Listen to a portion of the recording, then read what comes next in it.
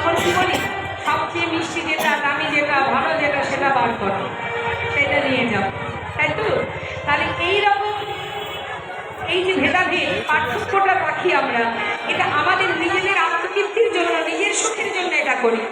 কিন্তু যারা প্রকৃত ভগবানকে ভালোবাসে, তারা নিজেদের চিন্তা না করে আগে ভগবানের জন্য ভালো কিছু আশা করে। সে যেটাই হোক, আগে প্রভুকে দেওয়া হবে, প্রভু সেবা করবে, তারপরে আমরা প্রসাদ পাবো। এটাই থাকে ভক্তের কামনা, এটা ভক্তের চাওয়া পাওয়া, আমাদের চাওয়া পাওয়া নয়। তাই ভালোবাসার মতো ভালোবাসতে হয়। নিজের উচ্ছিষ্ট বদলে দেওয়া যায় তখনই, যখনই নিজের করে ভালোবাসা যায়। আপনি পারবেন, আপনার উচ্ছিষ্ট ভগবানকে দিতে পারবেন না। কেন পারবেন না? নিজের সন্তানকে বদলে রেখোটা তুলে দেন তো, হ্যাঁ? নিজের বদলে রেখোটা সন্তানকে দেন, কেন? তাকে ভালোবাসি তাই, হ্যাঁ?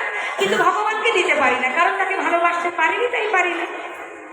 যেমন রামায়ণের সময় প্রভু রামকে খাওয়াবে বলে বনের ভিতর থেকে কুল পেড়ে মুখে খেয়ে দেখছে একটা টক না মিষ্টি, যে কুলটা মিষ্টি অর্ধেকটা খাচ্ছে আর অর্ধেক কেন?